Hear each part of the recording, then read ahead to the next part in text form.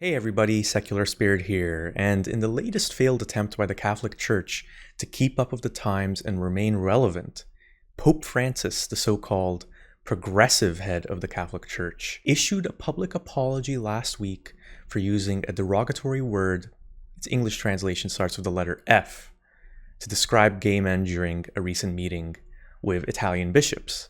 This leads us to the real mystery here. Is it even possible that the Pope, who according to Catholic doctrine is infallible, incapable of error on matters of faith, can make an actual mistake in his religious work? Or is this some version of the Islamic taqiyya, where certain Muslims conceal their faith or their actual religious convictions? In other words, maybe the Pope still denigrates gay men, and his apology is actually an insincere PR game to minimize the damage to the Church's reputation. Now, I'm only half kidding here because ever since that white smoke billowed forth in 2013 to proclaim the ascension of Pope Francis. And we are holding off before making any kind of declaration because it is at night and it is raining. We want to hold off before any color will be determined. Looks white.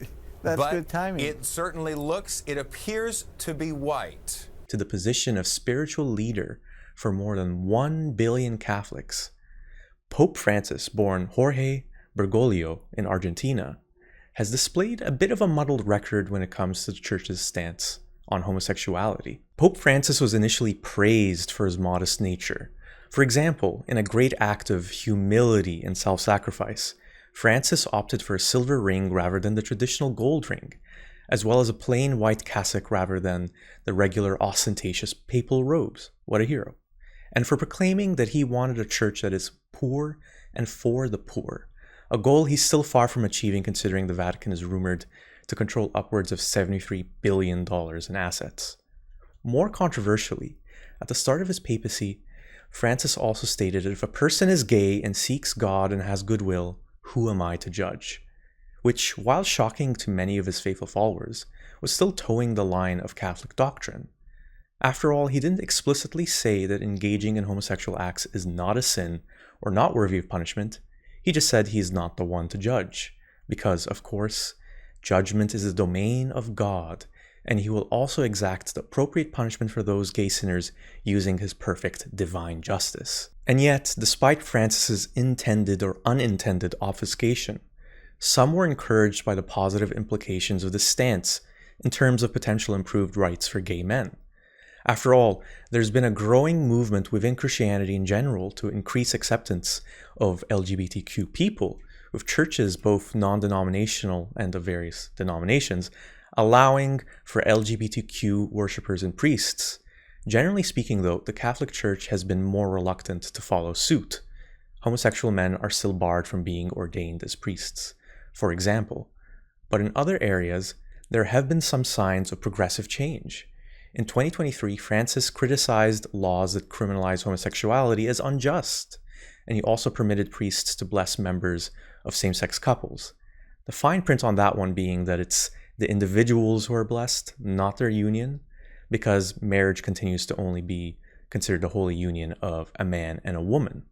Now, in the midst of all this, the dark irony, of course, is that the Catholic Church has long been embroiled in a cover-up of decades of well-reported instances of male priests sexually abusing children, mostly young boys. Who am I to judge indeed, Francis? And the context for his perhaps ever so slightly judgmental slur was that he was explaining his stance on that never-ending debate on whether or not gay men should be allowed into the priesthood. During the meeting, he clarified he was still opposed to it. What I find interesting about all this is first that this happened in a closed-doors meeting, so in all likelihood was never meant to come out. And secondly, when it was publicly reported, the Pope took the extraordinarily rare step of issuing a public apology. A statement from the Vatican reads as follows: "The Pope never intended to offend or express himself in homophobic terms, and he apologizes to those who felt offended by the use of a term reported by others." Notice the addition of the use of a term reported by others there, which seems to only be placed to question the legitimacy of reports that Francis actually said the slur. Which brings to mind, why apologize then if he didn't say it? But what's most revealing here is that this statement focuses on apologizing for people taking offense, rather than apologizing for the thing that offends them, a disparaging term built on the belief that engaging in homosexual acts is a sin. This reminds me of something from the Muslim playbook. I apologize if you're offended that I believe that apostates should be killed, with the implication being that the person, this Muslim, remains unflinching in their belief that apostasy is a sin you deserve to be executed for. That's the core issue of this incident, which is a microcosm of a conflict that is obvious to anyone who has been observing the Catholic Church with appropriate skepticism in the past couple decades. The Catholic Church claims to represent the correct worldview of God when it comes to how one should lead their life, when it comes to what is considered a sin and how to be forgiven for one's sins. And for a long time, engaging in homosexual acts has been considered a grave sin. An unimaginable number of people have suffered because of this teaching. Think of the shame and self-loathing of Catholic gay men, many of whom are forced to live a lie or come out in the open and face being disowned by family and persecuted and even killed by others in their community. Particularly in the Western world today, many recognize that this homophobic stance is an injustice and they support LGBTQ rights. In Catholic majority countries like Ireland and Brazil, same-sex marriage has been legalized in the past decade or so. It's even legal in Francis's native Argentina. I'm going to bet that other Catholic countries will follow suit. Here's the problem for a lot of Catholics today, especially ones who count LGBTQ people amongst their friends and family. They're caught, twisted in knots, clinging to spiritual guidance from a religious institution trapped in the past, and teaching things that more and more of its adherents know are wrong.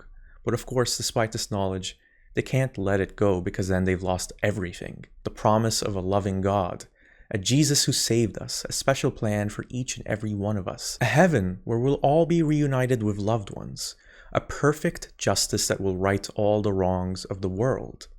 And because Catholics don't want to let go of those things, and because the Catholic Church, Pope Francis and all, wants to retain its power and influence, the whole lumbering edifice slowly drags on, holding back humanity and perpetuating the suffering of LGBTQ people and many more. Instead of clinging to these institutions, what if we let them go and take with us the best parts of them? The parts that teach empathy and acceptance for all humanity and actually mean it?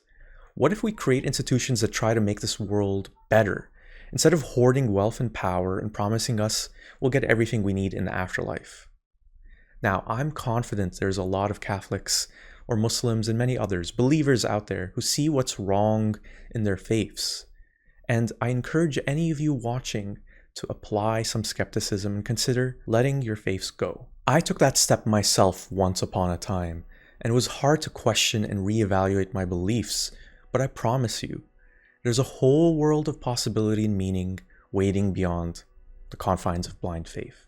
Thanks for watching. I'm Secular Spirit, and if you enjoyed this video, please give it a like and subscribe if you haven't already. See you in the next one.